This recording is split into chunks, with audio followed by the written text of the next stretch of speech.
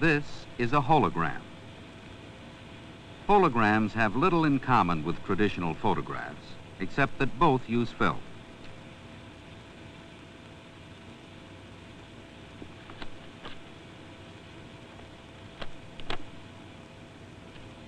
Holograms can create completely three-dimensional pictures, and every piece of the film can reconstruct the entire image.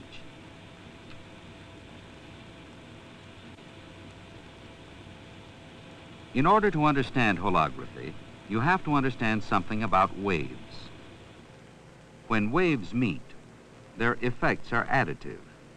When two crests meet, we get an increased effect. But when crest meets trough, their effects cancel out. This interference effect is important in holography.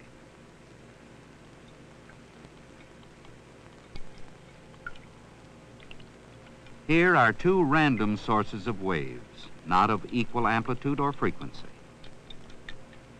If we make a time exposure of their shadows, the image is completely washed out because nothing remains in place.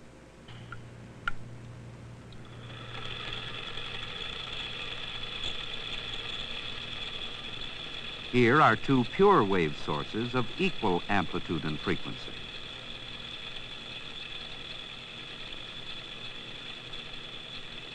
Notice the areas of motion and calm in the water.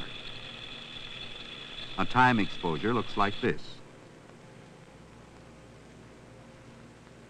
As long as the frequency and amplitude of the two sources are constant, an interference pattern will be formed wherever they cross. These two speakers send out pure sound waves of identical frequency and amplitude. The microphone records areas of calm and motion.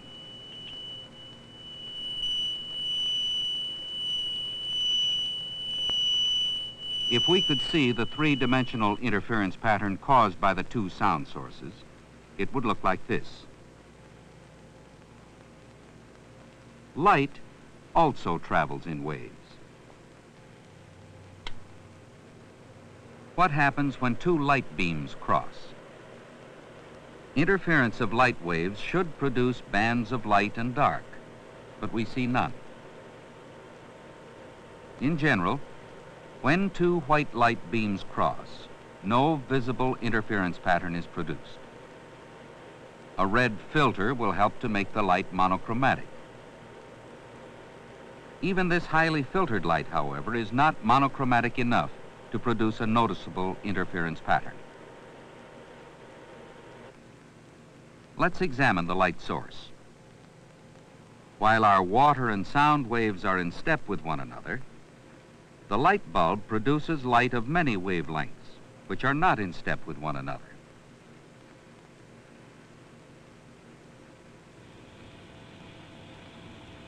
This is the inside of a laser, a source of intense and spectrally pure light.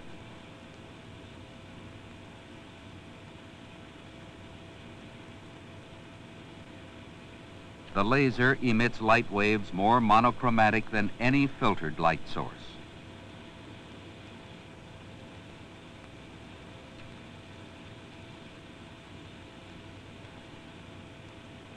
We will use a laser to check for interference by passing its light through this optical device, which splits the beam in two.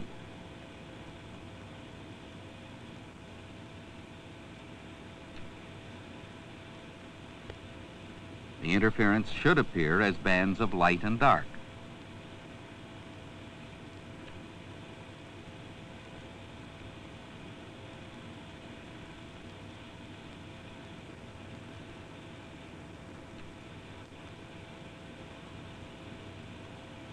Here is another demonstration using laser light.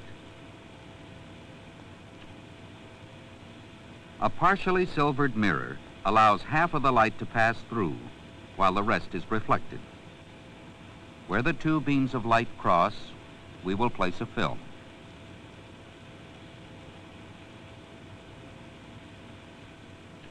Notice the camera has no lens. It is simply a film holder.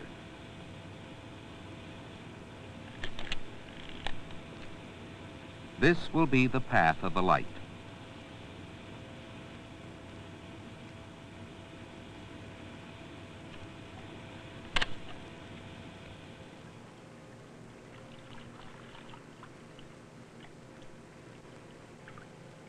The film looks blank.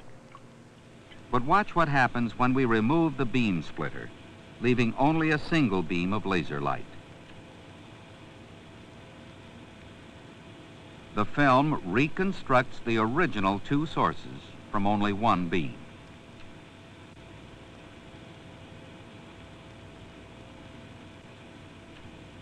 How did this happen? Within the film emulsion, areas are exposed as light waves move through. Where the wave fronts cross each other, the silver emulsion is exposed. The developed emulsion is essentially a thick diffraction grating.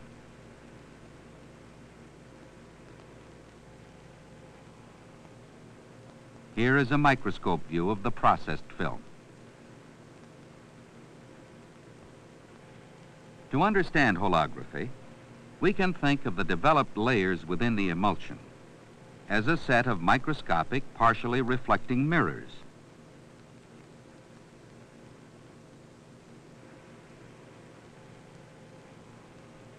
This film was exposed with two beams, interfering with a third.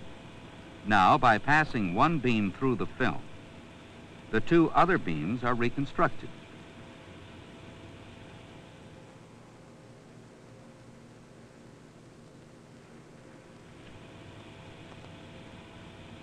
If this car were illuminated with a laser, every point on it would reflect some laser light. This is how a hologram is made.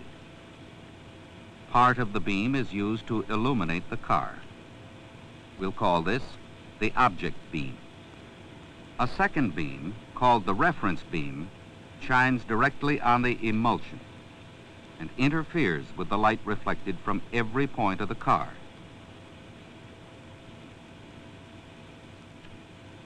The exposure must be made on an absolutely motionless surface. Even the slightest vibration will ruin the hologram by smearing out the interference pattern. We will expose the film for about 10 seconds.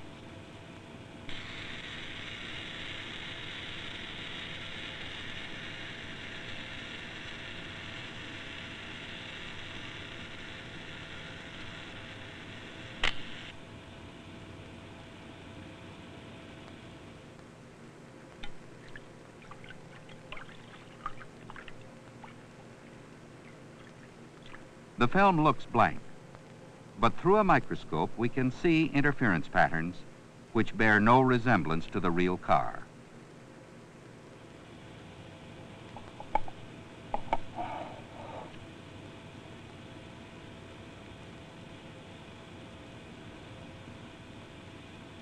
Now, when the reference beam alone shines on the processed film, an identical image is reconstructed.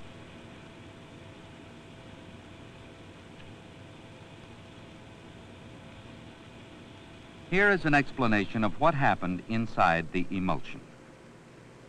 The reference beam from the left interferes with each reflected light beam from the car, creating an interference pattern.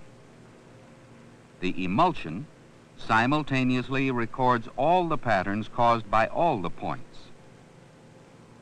Now, when the reference beam alone shines through the film, each pattern reconstructs its own object beam, and thus the whole car appears to be reconstructed. What would happen if the emulsion had been here, between the source and the object?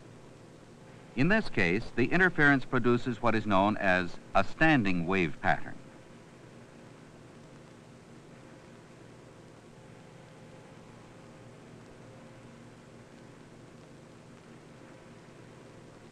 These are standing waves.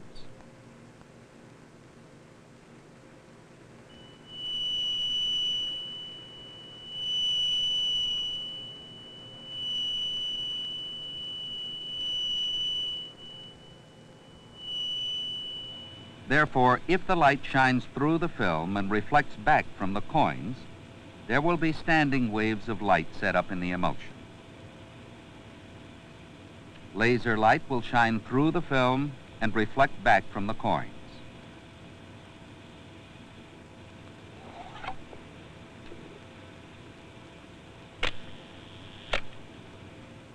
An ordinary white light is used to view this hologram.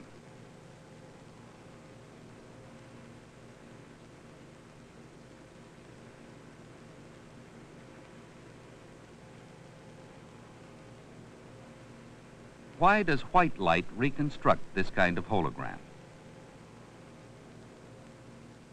A cross-section of the emulsion looks like this. White light approaches and passes through the film. The mirror planes are spaced to reinforce only the wavelength used to make the hologram. Because the film shrinks in processing, the green color of shorter wavelength is reinforced rather than the red.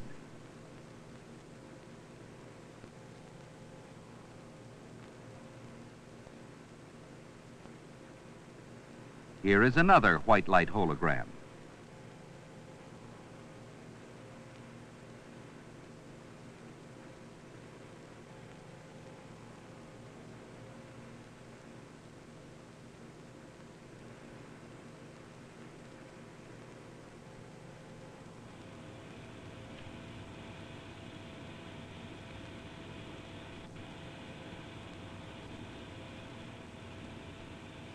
When a laser shines through a hologram and onto a screen, a two-dimensional image is projected.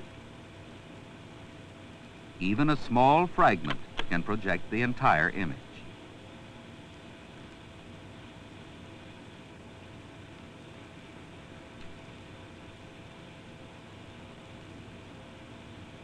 Holography is an efficient data storage medium, which may soon outdate traditional microfilm.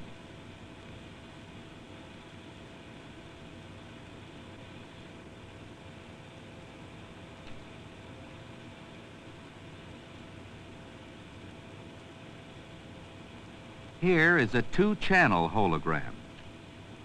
Two scenes have been recorded at different angles on the film. The channel is selected by tilting the film. The lens in the holographic reconstruction actually works.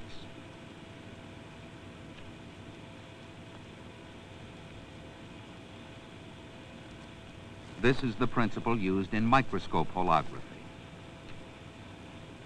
A slide is placed in front of the final element of a microscope. Later, movable lenses will be able to act with the lens in the hologram, allowing us to selectively focus on any point within the slide. Through holography, structural flaws can be seen in solid objects. The dark lines show a stress pattern.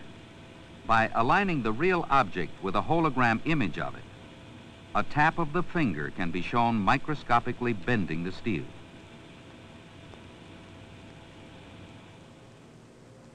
This circular hologram was made by surrounding the object with a strip of film.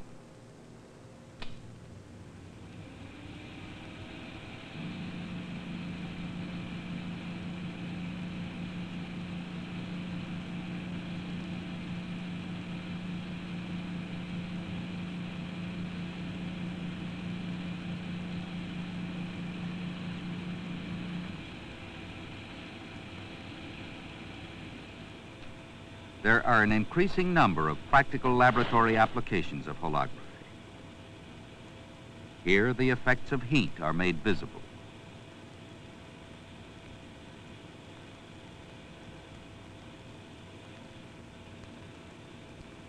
Even very subtle heat effects are clearly visible.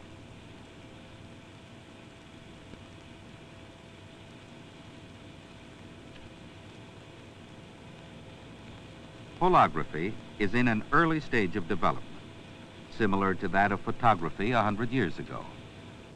Yet already artists have found in holography a new medium of expression.